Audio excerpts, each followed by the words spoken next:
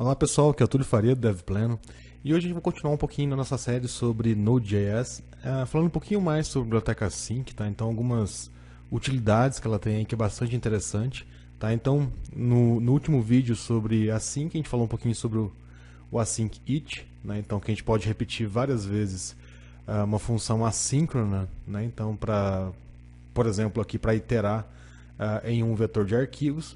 E agora a próxima utilidade que a gente tem dele aqui é o waterfall, né? Então é uma cascata de operações que a gente pode fazer. Para ilustrar essa utilidade, digamos assim, essa forma da gente gerenciar atividades assíncronas, eu vou importar aqui o async novamente, vou importar o fs, nosso amigo fs, sempre para a gente exemplificar operações de I/O, não tem um módulo melhor do que o file system. E aí eu tenho o waterfall. O que acontece? O waterfall, ele espera...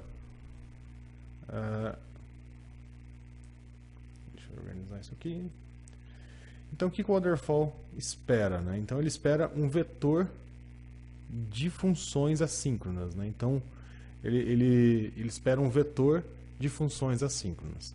Tá? Então, o que a gente pode fazer aqui? Vou salvar esse cara como waterfall. Então, o que a gente pode fazer aqui? Vamos supor function,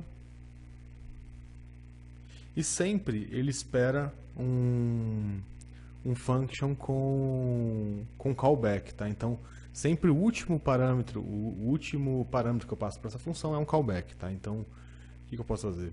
Read file, arquivo 1.txt. Esse arquivo eu já tenho ele criado do outro exemplo. E aí eu posso fazer aqui function error contents. Tá? Então o que acontece? Para eu poder fazer o waterfall passar por todas as funções, né? Então vou colocar aqui mais uma function contents callback console.log contents callback no. E aqui eu vou só falar aqui .log, que ele já passou por todas as minhas funções aqui assíncronas até chegar aqui no done. Bom, o que acontece? Se eu executar isso daqui, vamos tentar, node waterfall, vocês vão perceber que não saiu nada, né? Então, por quê? Porque ele simplesmente executa esse read file aqui, mas eu não chamo o callback para ele passar para a próxima função assíncrona. Né? Então, eu não estou emendando, digamos assim, uma cascata de funções assíncronas a serem executadas. Então, o que faltou aqui? Callback no contents. Vamos ver se funciona agora. Olha lá que legal. Conteúdo do arquivo 1, porque ele passou o contents para frente. E o done aqui embaixo. Por que eu passei null aqui? Porque se eu passar alguma coisa, ele vai considerar que essa função aqui no waterfall deu erro, e aí ele já para por aqui e vai voltar um erro aqui. Tá? Então, ele pararia a execução já nesse ponto. Uma coisa que é muito legal, o async ele espera a assinatura padrão. Né? Esse callback aqui, a gente fala que é um callback padrão da forma como o Node trabalha. Por quê? Porque sempre ele passa um error como primeiro parâmetro.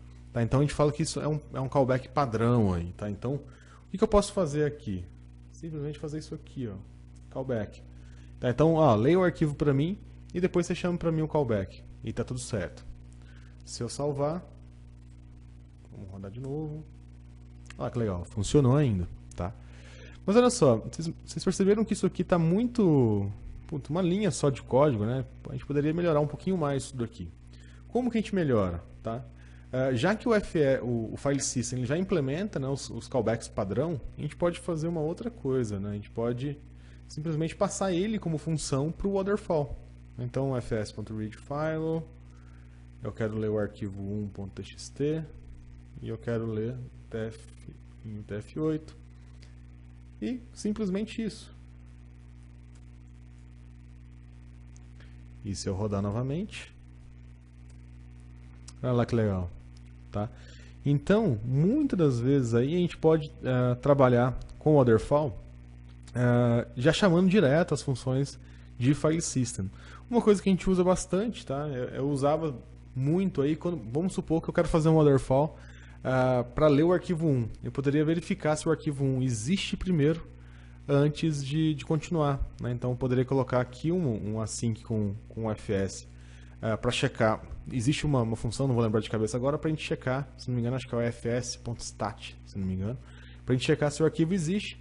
Se ele existir, ele continua no waterfall. Se ele não existir, ele já vem para o error aqui embaixo e para a execução.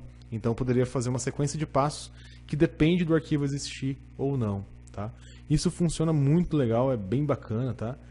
O waterfall a gente usa bastante quando a gente tem várias operações que precisam ser executadas uma após a outra, e a gente não quer transformar também naquele callback hell, né, que é o código crescendo para frente, tá? Então eu uso muito o waterfall no meu dia a dia para organizar o código, tá? Então geralmente o que eu faço? Eu faço essa função no meu código, né? Então eu crio um módulo, e esse módulo ele já implementa o padrão de callback, né? Esperando um error e esperando também um callback aqui. E aí o que acontece? Eu só encadeio aqui uma sequência de funções dentro do waterfall. Então fica muito... Um exemplo que eu já fiz, né, e funciona muito legal. Eu precisava fazer um processamento em lote de alguns arquivos de log.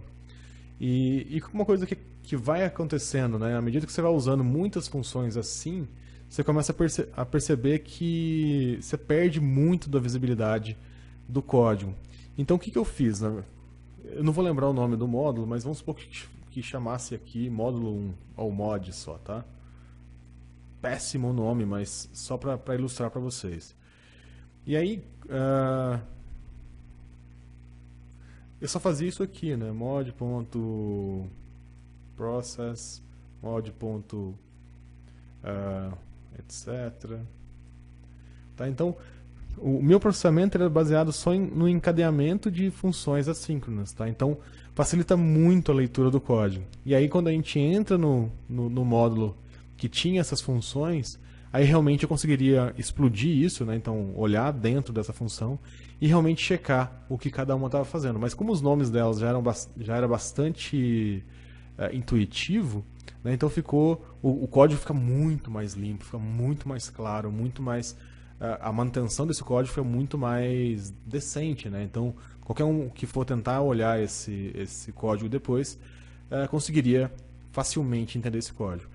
E isso foi até uma mudança muito grande no projeto que eu fiz aqui, porque a gente tinha que fazer vários processamentos em lote, né? Então, e aí o que a gente fez? A gente padronizou que todo processamento em lote ele ficava em um diretório, né? Então ele já executava uma sequência de passos e todos eles eram com waterfall. Então a gente conseguia saber explicitamente qual era a sequência de passos que eu tinha que fazer para processar aquele log, né? Ou aquele arquivo de log em específico.